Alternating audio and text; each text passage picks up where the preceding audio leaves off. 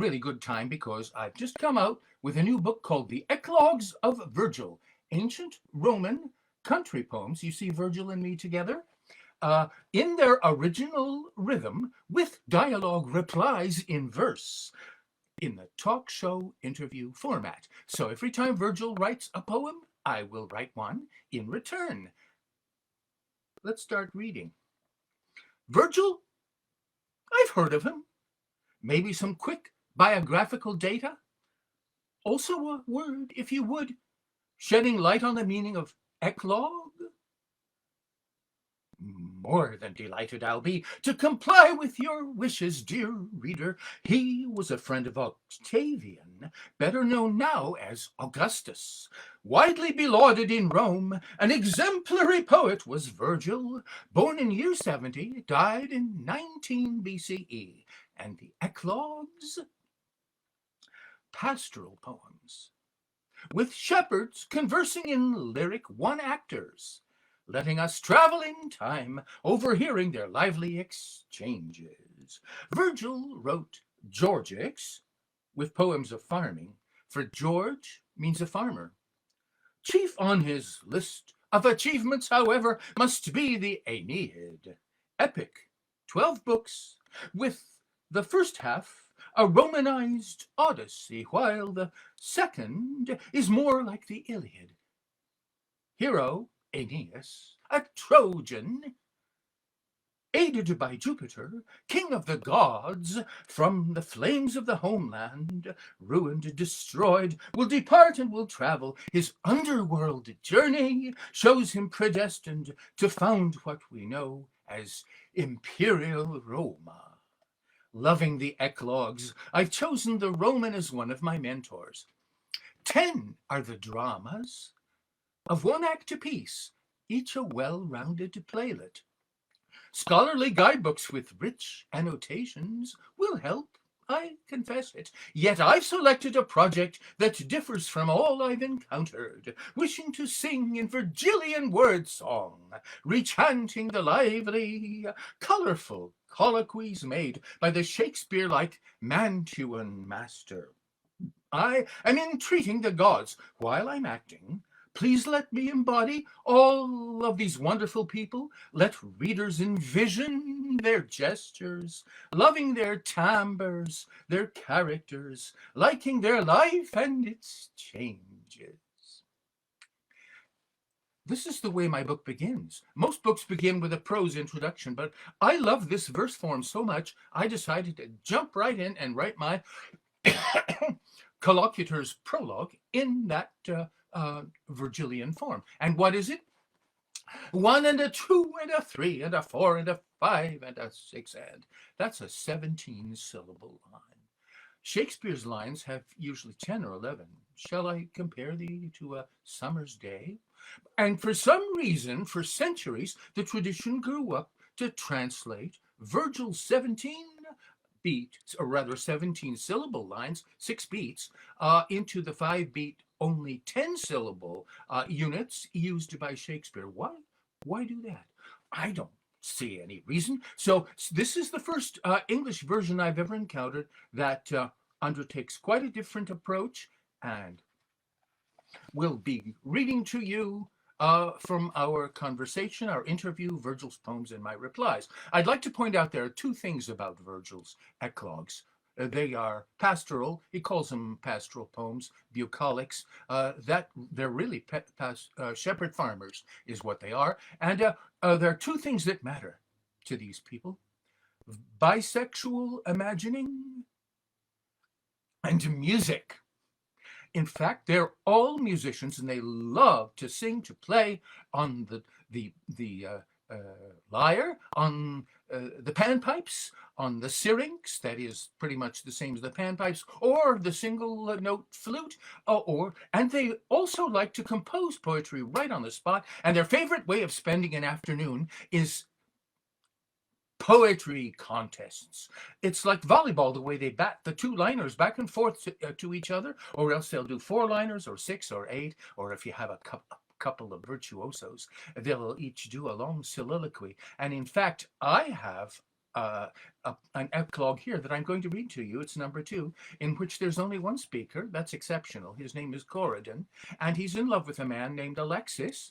For most of the last 2,000 years, Alexis has been a man's name, and he laments in the most beautiful music that he can muster up. These people all seem to compose their poems on the spot, which means that they're very far from being country bumpkins. They're highly cultivated, poetical creators. And so now it's time to begin. Let's go.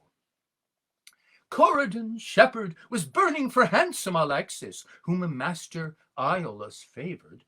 The outlook had Corydon badly disheartened.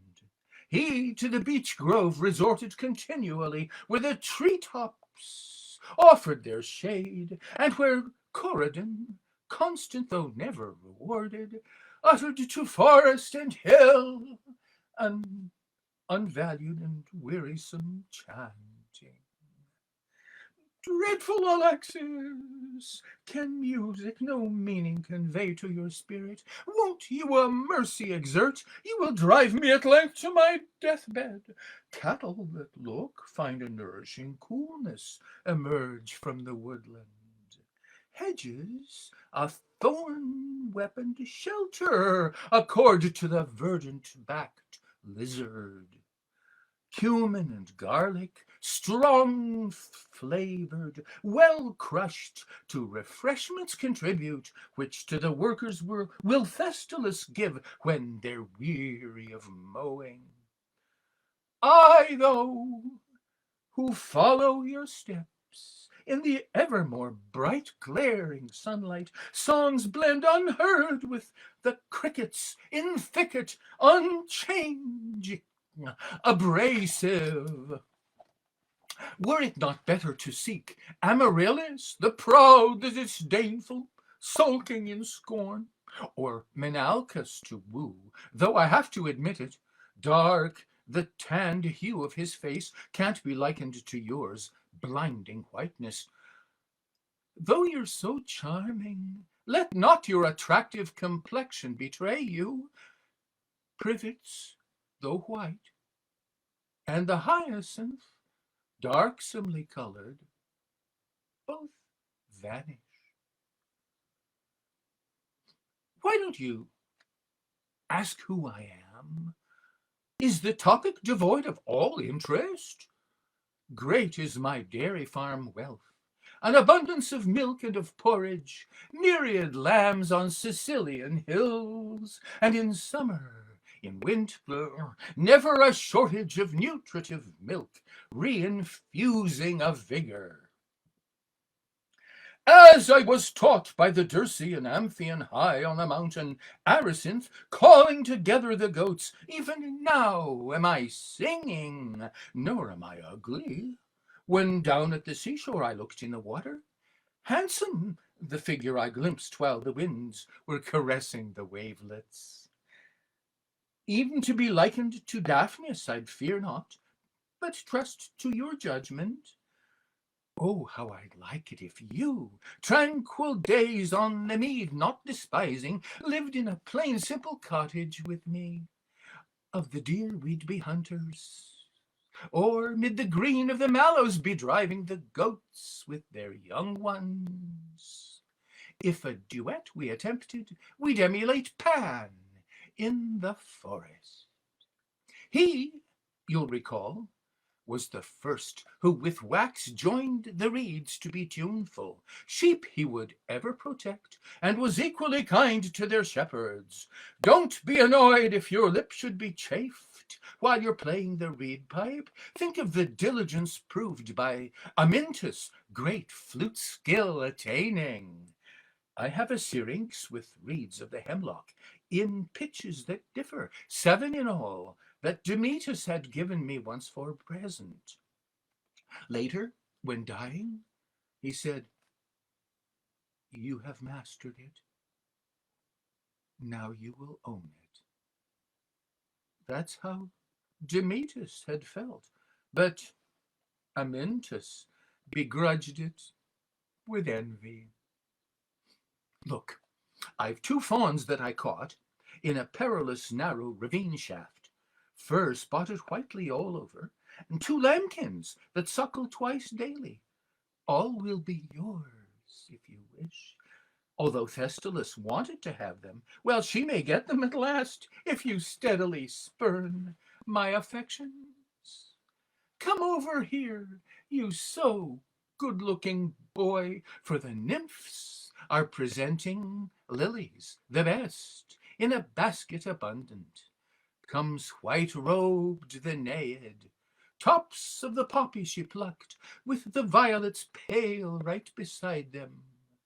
Blooms of the dill, with their dulcet aroma, are daffodil comrades. Fennel, beloved of bees, ever fragrant, and other sweet herbage. Iris and cassia, too, golden flowered, the girl is enwreathing. Dusky-toned quinces, with downy soft plum, I myself want to gather. Also the chestnuts that dear Amaryllis, adorable maiden, loved, and the plum smooth as wax. We must honor the fruits, let us love them. Laurel, you too I've picked out, and you, myrtle, so friendly together, made for each other. You raise a most lovable, drunk-making fragrance.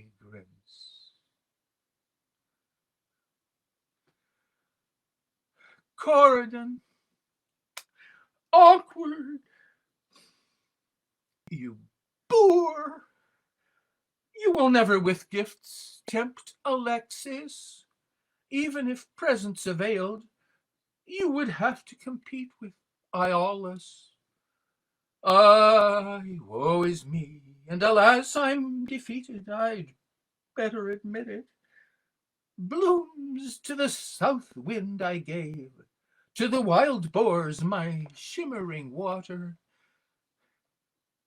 Whom are you running from, fool? In the grove have the gods made their dwelling? Paris, Dardanian, too. Then let Pallas, the builder of cities, live in a tower she made. May the grove be my choice and my freedom. She-lion harries the wolf, and the latter is after the she-goat. Filled with new vigor the soul, the goat would devour the rich flowering broom plant. Corydon follows Alexis. All creatures are fervid and harried. Look at the hard-driven oxen, the wearisome plough bearing homeward. See how the sun, when descending, the length of a shadow will double. Me, love alone set aglow, hotly kindled. Who now may control it? Corydon, Corydon! Ah, you've been grabbed by a violent madness. Only half pruned on the elm are the vines in their arduous climbing. Why not start weaving a basket of pliable wands of the willow? Twigs of a hardier wood you can add for a practical crafting. What's a rejection? Remember, there's many another Alexis. Now let's have just an opening of my reply, so you'll see where I'm going with it.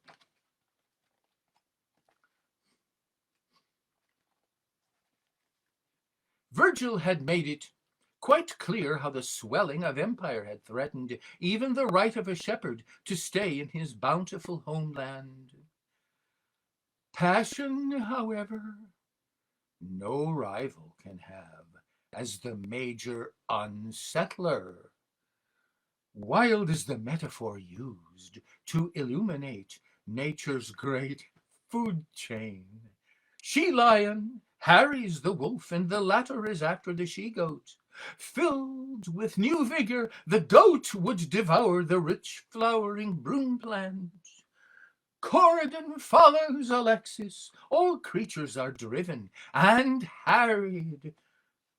Up flash the visions of what had been noted by stormy Lucretius, Venus and Mars, who are passion and war,